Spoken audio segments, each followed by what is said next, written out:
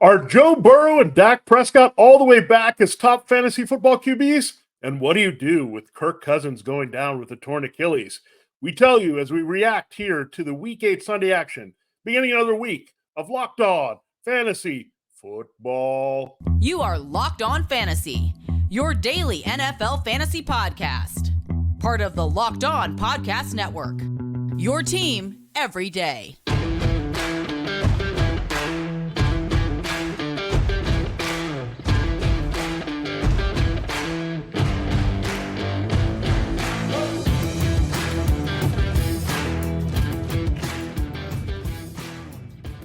Greetings, everyone, and welcome to another edition of the Locked On Fantasy Football Podcast. As usual, I'm one of your co-hosts, Vinnie Iyer, and I'm not doing this. I'm already writing about NFL fantasy and betting for sportingnews.com. Hey, Michelle Magdziuk, researcher at NFL Network and fantasy analyst for NFL.com.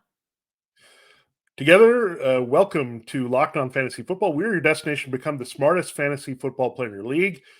Your team every day, your fantasy football team every day. We're part of the Locked On Podcast Network. And Michelle, it is Monday, so we got to react to a lot of things that happened, and it was brutal out there on Week 8. The Sunday action, some big upsets, some players going down, quarterbacks just dropping like flies, more injuries at that position. And let's get started, however, on a positive note. It's Monday. We all have a case of the Mondays. Let's first start with things that are going well. And how about Joe Burrow and the Bengals just taking it to the 49ers? The 49ers lose their third consecutive game, but really for our purposes here in fantasy, Joe Burrow just was dealing. And how about Joe Mixon? Everyone was writing this guy off, and he looked spry in that game. And you had Jamar Chase do his thing, and then you had T. Higgins look pretty good. So really, do we trust Joe Burrow being all the way back, given they crush this matchup and have the Bills next?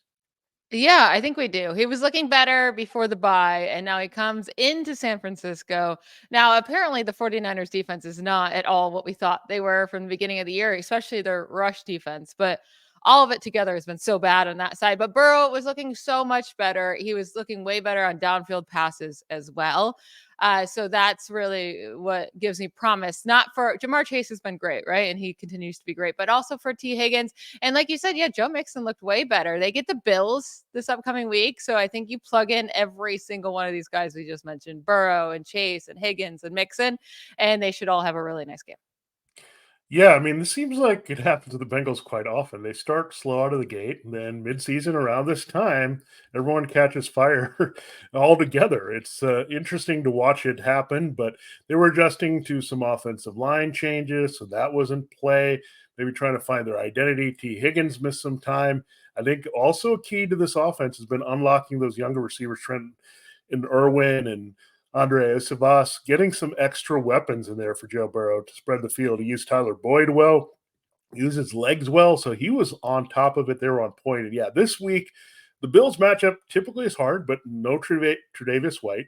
There's no Matt Milano. This opens up a lot of the things the Bengals want to do, and they owned the Bills too. They know how to play them and really have dominated with them offensively. So I'm excited to see what they can do, and let's hope on the other side, they don't have a hangover from Thursday night, and the Bills bring it too. We want to see a lot of points on that game on Sunday night. And another offense that exploded, Michelle, absolutely. Dak Prescott was on the verge of being dropped in fantasy leagues just a few weeks ago. Then he gets the Chargers game. Then they get the bye. He starts to settle, and they realize, look, and we talked about this a little bit, Tony Pollard in this running game stink. We got to open it up and throw downfield, and that's what they did. They were aggressive to CeeDee Lamb. Brandon Cooks has now scored all of a sudden in 2 consecutive games. Jake Ferguson made a beautiful play for his touchdown. They're getting more people involved. Dak is looking good. He's running and moving around. So things have just completely changed for Cincinnati and Dallas. And now it's a great matchup, Michelle, this week against the Eagles, who just gave up massive quarterback points to Sam Howell, our guy. Yeah, Dak Prescott the last 2 games has been fantastic. Obviously, this game being the best one with 4 touchdowns. It's so nice to see CeeDee Lamb back involved, right? We had that little lull there. Like, he started off the season hot. He had a lull for 3 games, and now each of the last 2 games have been huge for him, especially this last yesterday. That was, 2 touchdowns, 158 yards. So that's great to see from CeeDee Lamb because he truly is one of the best wide receivers in the league. It's just I feel like not Dak and just the Cowboys in general don't always get him as involved as they should. But it's nice to see that rolling there and against the Eagles. Yeah, it seems like you thought for a second maybe the Eagles were getting healthy, maybe their defense was getting better, but then Sam Howell and that Commanders offense just did whatever they wanted against them. So those two are Dak Prescott and CeeDee Lamb fire starts this upcoming week and starts probably for the rest of the year. But then on the other side of the ball, a lot of disappointment, right? For the Rams. Cooper Kupp and Puka Nacua were really held into check, like pretty much this whole game. And then you had a Matthew Stafford injury late in the game, which it was a thumb injury on his throwing hand. And we don't know how long this will be, if he'll be back next game, if he won't. And oh man, Puka Nacua without Matthew Stafford scares the crap out of me. Obviously, same thing with Cooper Kupp, but more scared about Puka. Yeah, Cup, my concern is 2 consecutive games. He's looked kind of slow, and there is some concern that there could be recurrence. And keep in mind, he's getting older. He's had a lot of injuries, and the first game was great, but people were running wide open in that game. You can really tell too much, right? If you're playing the Cardinals, sometimes you don't get a realistic look at what your passing offense really is. But now you're right. Brett Rippon in there right now. The Rams, the latest news is they're exploring all quarterback options. That doesn't sound good for Matthew Stafford. This week, it's also not great. They're facing the Packers. The Packers are pretty good defensively. It's maybe not the greatest matchup on the other side for Green Bay and their offense, but yeah, this doesn't inspire. If Jair Alexander's out there and he's playing on point here, he's probably getting Nakua on the outside. Yikes. This is not good. This could turn very quickly with the Rams. Things were going great just a few weeks ago. Kyron Williams was a workhorse. He was delivering. Now you can't even trust that. It's pick your poison on Darrell Henderson and Royce Freeman scoring. One of them can score. Both can't produce. Now we're not sure about these Hey, receivers. now Henderson led the team in Yeah, receiving yards. Let's he not did. forget that 54 receiving yards. Let's Yeah. go. And 12 carries.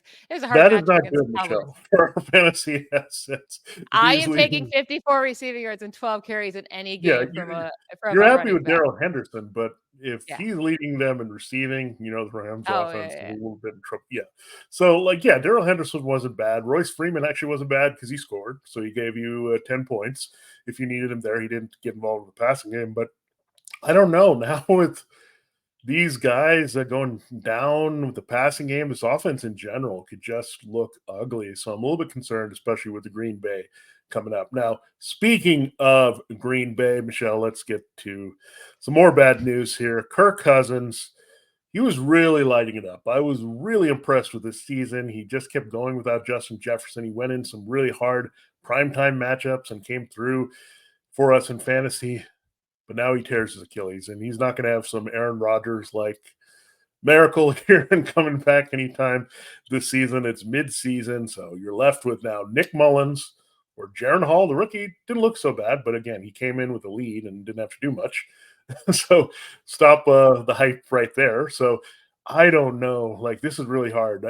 Losing Justin Jefferson is one thing because he had Jordan Addison and other receivers, but losing the guy that was playing very well, pushing the ball downfield with his big arm and making the big plays. Oh, man.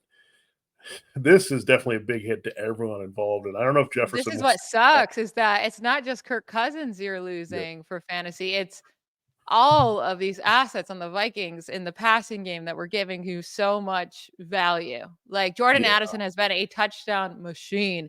Without Kirk Cousins, that's not like I don't know how many touchdowns he's going to score, No. right? Jaron Hall, 5th-round rookie out of BYU.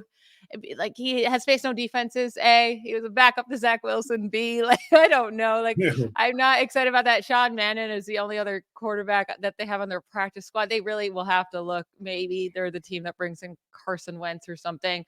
But then also like KJ Osborne has been a worthy flex play. without Justin Yeah. Jefferson in. Now I don't want to trust him anymore without Kirk Cousins. And TJ Hawkinson has been fantastic. I'm still that's the one guy I'm still fine, like trusting moving forward, Yeah. because backup No matter who quarterbacks, the quarterback is, they're going to target Hawkinson. I mean, he's going to probably get even yeah. more targets at this rate. So it's actually not But it's not bad going to for be us. as quality of targets. No, it's not going to be quality. He could have like 6 catches for 37 yards or something like that, where he's may not have the down. And I think we just underestimate maybe how good Kirk Cousins is and pushing the ball downfield. I mean, his run in Minnesota has just been fantastic in terms of facilitating the fantasy receivers, going back to Stephon Diggs and Adam Thielen. So this guy, we haven't seen this, right? We haven't seen this in Minnesota in a long time.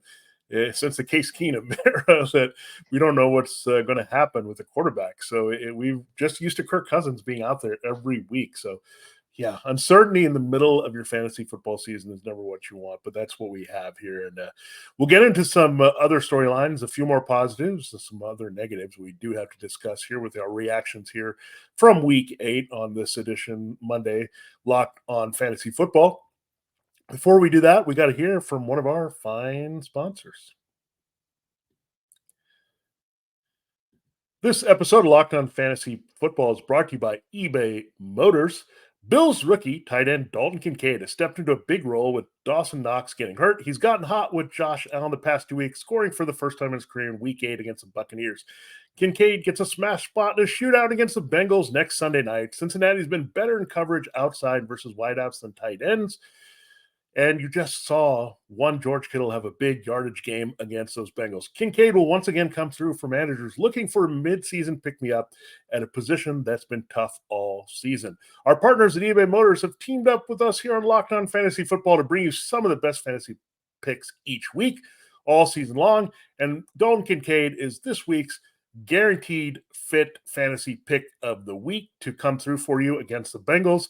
So another tight end one performance come from him. We're going to help you win a fantasy championship here the rest of the season. eBay Motors knows the championship team is about each player being a perfect fit. The same is true with your vehicle. With more than 122 million parts for your number one ride or die, you can make sure your ride stays running smoothly. Brake kits, LED headlights, roof racks, bumpers, whatever your baby needs, eBay Motors has it. With eBay Guaranteed Fit, it's guaranteed to fit your ride the first time, every time, or your money back. Plus, at these prices, you're burning rubber, not cash. So check it out.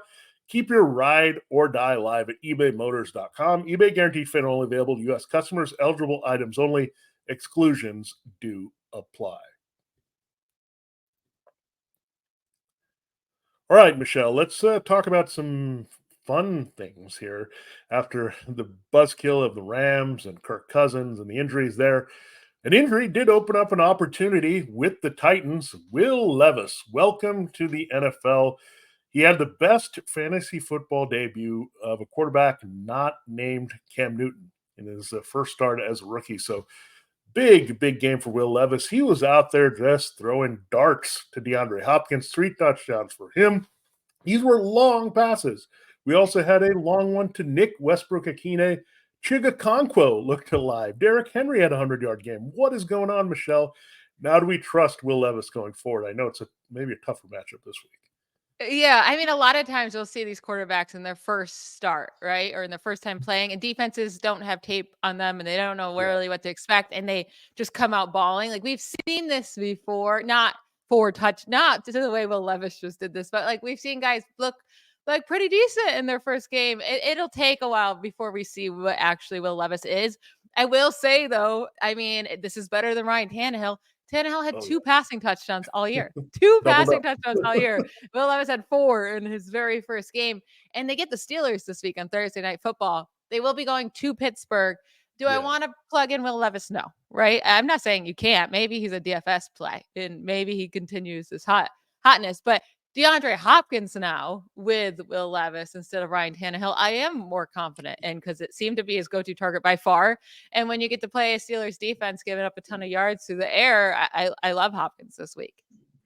Yeah, Hopkins is going to be fine. I mean, the one thing for Will Levis, I think 2 things happen in this game. The Falcons' pass rush is atrocious, And they lost the one guy that disrupt things up front. Grady Jarrett is down for the season, so that's it. Falcons had little pass rush to begin with, so that's great, right? If you're a rookie quarterback making your first start, your offensive line stinks, but you face a team with no pass rush. And then the other thing happened. I don't think the Falcons were prepared for this, right? I think they were like, wait, this is a passing team? We're like gearing up to stop Derrick Henry, and here's guys flying by us downfield. I saw that long touchdown where Hopkins got down the sidelines past AJ Terrell. It's like, oh, they're throwing deep now? This is not what we expected or game plan for. So you're right. When you don't have film or you don't know what to expect from a team, it's a little bit easier to attack them. And that's why I like the Titans to win that game a little bit with the surprise, not for 4 touchdowns from Will Levis, but I concern Michelle this week on the road, right? Short week and facing a pass rush that can get after you, right? TJ Watt, this is a team that's going to get after you. So a little concerned about Levis, but you're right. I think he opens up Hopkins there. We'll see. I don't know if I'm going to trust Chigakonkwo and Westbrook Akine. I'm not that brave here, but definitely Nuke Hopkins. He was on the trading block. He looked like he was going to peter out here with Ryan Tannehill. Completely changed the outlook here. Now, another player that we were high on in the preseason, and maybe he's going to come through. Jahan Dotson finally looked like the Jahan Dotson we want. He got downfield. He looked like the Commander's best receiver, which we were waiting for. He had Terry McLaurin dropping balls. He finally had Sam Howell have time. I think that's been the concern, right? You want to get Jahan Dotson the ball downfield. Sam Howell had time against the Eagles, and he was just dusting off these guys. So maybe some encouraging stuff here from Jahan Dotson and Sam Howell again. If he's protected and they're going to throw a gazillion times and trail in a game, he's going to put up numbers. But he could also be sacked about 5 times and throw 3 interceptions. So Sam Howell's a wild stallion out there. Whatever the game plan that Sam Howell and the Commanders go into versus the Eagles, because they're scared of their pass rush. Whatever that game plan is, just keep doing it. Don't worry about if a team is good at a pass rush or not, because you suck at stop, or like Sam Howell, whatever you're doing against the Eagles, do against everyone else, because it doesn't make any sense. But Howell's now had many a handful of good fantasy weeks now. Was the quarterback one on the week in week 8, but they have to go to New England this week and play at the Patriots. Not a matchup I'm looking to exploit here. Jahan Dotson, I don't know what to say, right? Finally gets 10 targets, 108 yards, a touchdown. Jamison Crowder was weirdly involved too with 95 yards and a touchdown. Logan Thomas is still doing his thing and got the touchdown. Terry McLaurin, 12 targets, only 63 yards, but also got a touchdown. I'd not necessarily say I'm ready to plug in Jahan Dotson, but it's nice to see, and I'll be keeping an eye on it. Yeah, it seems like this is a very boom or bust offense. It's like Sam Howell does it, and then everyone gets involved and does their thing, or basically everyone disappears, and that's it. So I think part of it is just so inconsistent, right? We don't know what we're going to get from the running game, and if certain week they sometimes just abandon the run and go nuts. So yeah, whatever they have against the Eagles, this mojo, just bottle it up, use it in other games. But I don't think there's any way that Bill Belichick is going to be beaten by Sam Howell that easily this week. I don't see him throwing for 400 yards in that game. So we'll see how it plays out. I mean, it's not like this Patriots defense totally shutting it down. But on the road, different story against a better team. Now, another offense that struggled, we got to go back to the negative, Michelle. Patrick Mahomes, he was sick. I guess this was his flu game. It didn't work out. Yeah, it wasn't quite like Michael Jordan. Yeah. No, he did not. And Travis Kelce, sorry to say, my prize picks pick didn't get close there because Mahomes couldn't get the ball to him. I just didn't understand. The Broncos defense, all of a sudden, last 2 weeks has started to play pretty well. I don't get this at all. It was a very head-scratching game to me overall. And then on the other side, Russell Wilson was getting sacked like crazy, but he was still throwing touchdown passes. So I don't know. I hope that this Mahomes thing was an illness. It's weird. Unfortunately, now they got to fly across country. So hopefully he's healthy here because they got to go to Germany and play an early morning start, at least for our purposes here. Do you feel confident they'll rebound? It is the Dolphins in a potential shootout this week. Well, that's why I feel better. Like, it does stink that while he has the flu, and I'm sure it didn't get better having to be out in that cold in Denver and playing a game. Like, I'm sure his body wasn't thanking him for that, doing that during the flu or with the flu. So And now when he has to fly to Germany, I'm sure it's not going to feel great, but hopefully they can get him a ton of fluids throughout the week. The reason why I'm so confident in him coming back is because it's against the Dolphins. In this game, Yeah. both teams are going to be so up, and they're both going to put up, you would expect, a ton of points. It's going to be a high scoring affair, as it should be. So everyone's back in to your lineups. Obviously, you wouldn't sit Mahomes after one bad game. He'll be fine. Travis Kelce, I mean, his bad game is 6 for 58. That's like a pretty solid game for any other tight end, right? And Rashee Rice, again, was the leading wide receiver for the team. Didn't turn into a ton of points, 4 receptions, 56 yards. But again, it's just Mahomes going to do a whole lot. So I think you plug in Rashee Rice as a flex again next week as well. Yeah, he's doing well for sure. And look, it's going to happen. Every team this happens to. Just haven't seen it happen for Mahomes ever against the Broncos, ever against a losing team. So everyone gets bitten by this at some point. It doesn't carry over next week, especially not with a team as well quarterback as well coached as the Chiefs in their offense. So one offense I'm really worried about, Michelle, not getting better is the Packers. So this is just hard to watch. They started out okay. It still wasn't great numbers. Jordan Love was getting by on touchdowns early. Now those are disappearing. He's not looked good. These receivers are all over the place. Romeo Doubs, if you don't get a touchdown from any of them, you're pretty much not looking at anything. Luke Musgrave played, but did he? I mean, I'm not sure. So they have all these weapons. The only guy that seems to come through somehow is Jaden Reed, but everyone else kind of disappears. Aaron Jones, AJ Dillon. I don't know what's up. I think the offensive line stinks. I just don't think they know what their identity is, and it's really hurting Aaron Jordan Love and his receivers. It's either him struggling to read defenses and make the right decisions, or they're dropping balls. So this is just a dysfunctional offense at this stage, and I don't know if it's going to get better against the Rams this week. Yeah, the Packers have scored 20 or fewer points in each of their last 5 games. And like Romeo Doubs does score a lot of touchdowns. So that's what you're playing him for. If you are playing him, it's like, okay, hopefully he can get a touchdown. But like this week, he scored a touchdown and still scored 8 fantasy points in half PPR leagues or a little under 10. I don't have it exactly in front of me because he only had 4 receptions for 18 yards. But luckily, one of them was a touchdown. Christian Watson's just pointless. I mean, absolutely pointless. I just can't believe the hype this man got for how fast he was. He doesn't do anything. I know he scored touchdowns in those like 4 games last year, but he doesn't do anything any other time. And then Aaron Jones is clearly just hurt. I mean, still only 7 carries in this game. He did get 5 targets, but it turned into 17 receiving yards on 4 receptions. Like, he's not getting utilized enough. And I guess it's just the injury, or they really want to use AJ Dillon. I don't know. Yeah, Matt LaFleur's AJ got to Dillon figure and his 1.8 yards per carry. Yeah, he looks bad against any other team that isn't the Raiders and that atrocious run defense. He just looks slow. And my other thing is maybe Jordan Love just has to say, look, I don't need to keep going to Christian Watson and Romeo Doubs. Maybe I need to turn this offense to the rookies, Jaden Reed and Luke Musgrave. They actually might be better and might be more important for me. And we saw, I think Jaden Reed has a really good matchup this week. If you look at it, the Rams in the slot, they face CeeDee Lamb a lot there. So Reed, I think, could emerge here, given how bad these other 2 guys are. 83 receiving yards, not bad. So someone to watch there for sure. If they're struggling, they just have to find somebody who's going to make plays. So maybe someone that we're going to look at the waiver wire there on tomorrow's show. Yeah, and I think I'm done ever trusting Jordan Love in fantasy unless I'm desperate in bye weeks because he'll have some nice weeks, I'm sure, but it doesn't seem like the ceiling's high enough in any given week, and we know the floor is very low. In our last segment, we're going to talk about some more weird usage running backs like an Aaron Jones. It was a weird week for running backs overall. There was quite a few to talk about here, and then we'll finish up the show with some injuries that we have to monitor before next week. But before we do that, let's talk about one of our sponsors.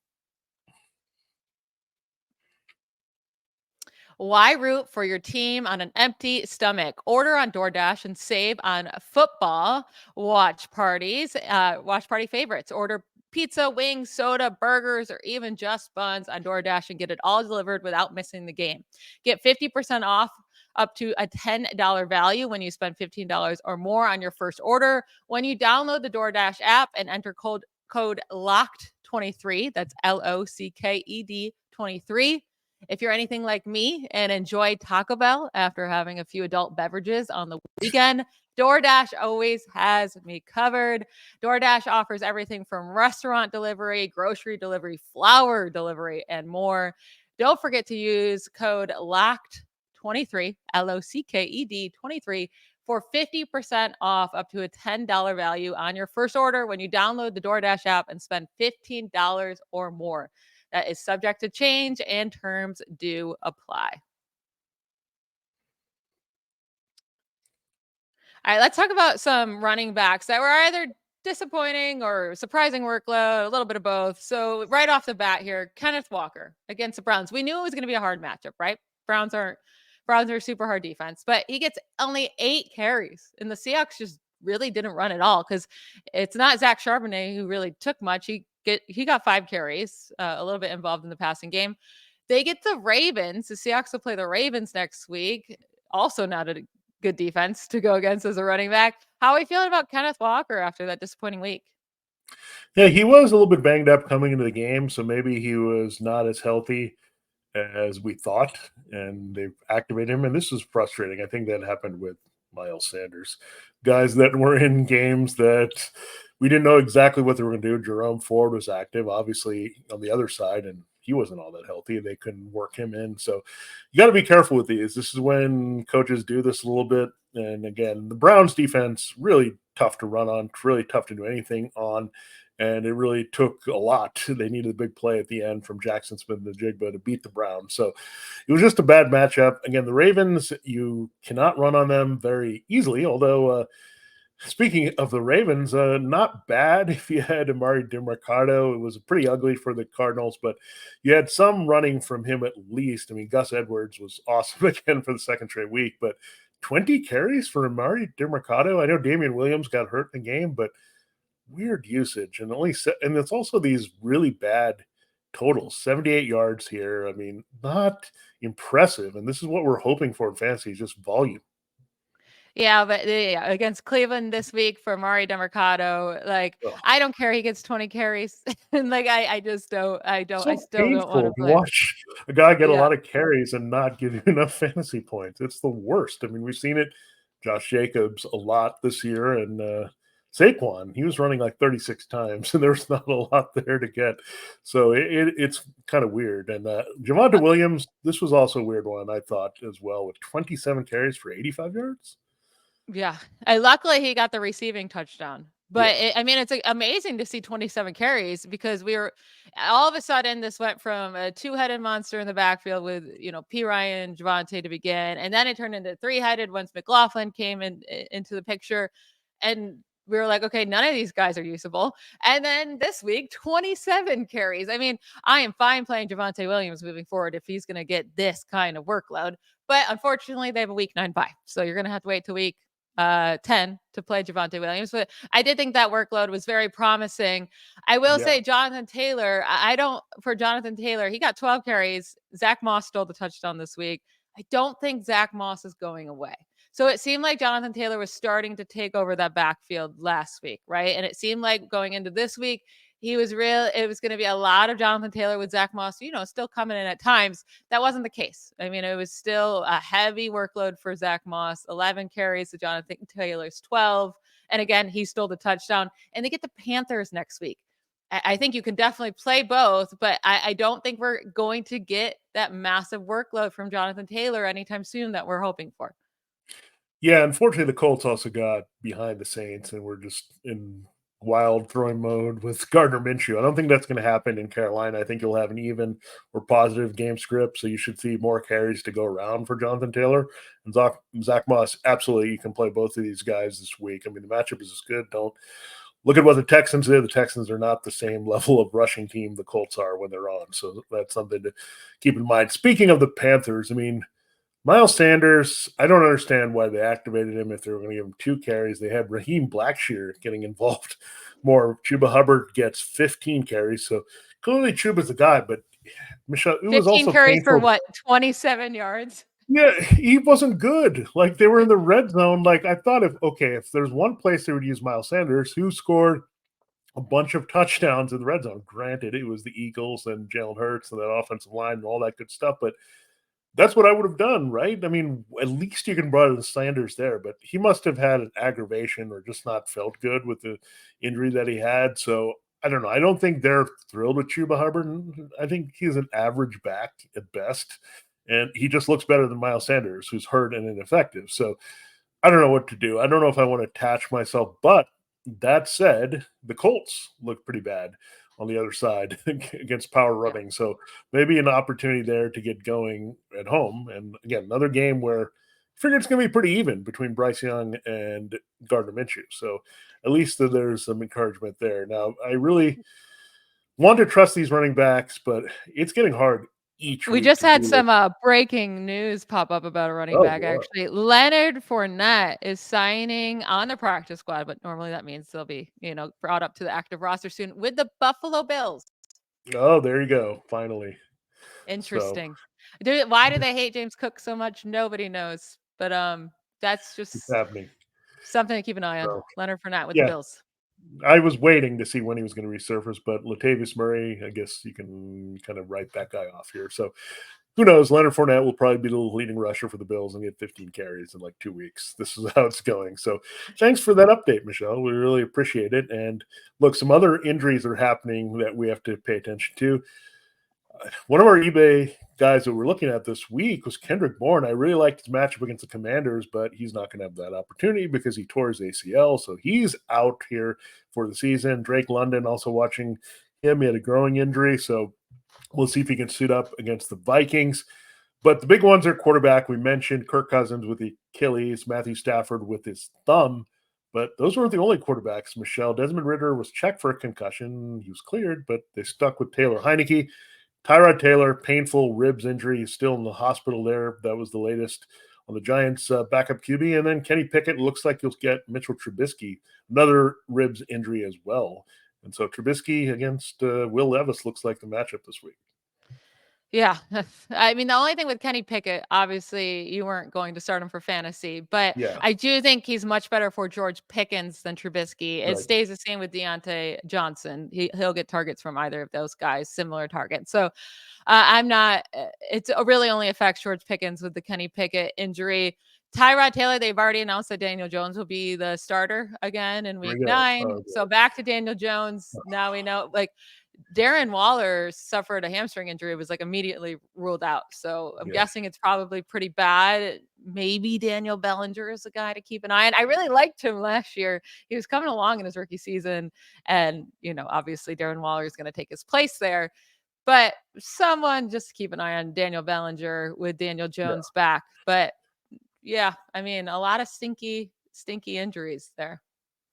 Yeah, and the quarterbacks, when they go down, they change the course of everything. We have a matchup this week that's very interesting between the Falcons and Vikings, and we could have Taylor Heineke versus Jaron Hall / Nick Mullins in that game. So we had 69 starting quarterbacks in total of NFL non-strike year record in 2022. I think we're going to break that this year, the way that quarterbacks keep going down. And Darren Waller, this sucks for him because he would have had a revenge game in Las Vegas against the Raiders. Now he's not available, but hey, maybe you're looking at Daniel Jones versus the Raiders this week and Saquon. Maybe you'll have some value there. So maybe one quarterback door closes, another one opens, that or something like that. And we've seen that all season long. So something to keep in mind. But yeah, we're going to track those injuries and we will have some good stuff for you and guys that you can target in the waiver wire because, again, we need help. There's 4 bye weeks, all these injuries, all that stuff here. So, Michelle, any other thoughts from the games this weekend? One more thing I don't know if we talked about. Lamar Jackson, disappointing, but, again, they won that game too easily against the Cardinals, and that was the problem. Yeah, I will say Trey McBride had a monster game, tight end for the Cardinals. So maybe, if you're missing Darren Waller, maybe he's a guy you spend up on waivers or use your waiver priority on this week. And I'm just hoping Kyler Murray comes back maybe this week. If he's still out there on your waivers, make sure to pick him up right away because the Cardinals could use him for sure. All right, Michelle, that's a wrap on this go here. We'll also keep track of the trade deadline if things happen there that change in the NFL that are going to change things for fantasy football. We'll look at the waiver wire, as we mentioned, there on Tuesday for Locked On Fantasy Football. This has been Vinnie Iyer. And I'm Michelle Magdziuk. Bye, y'all.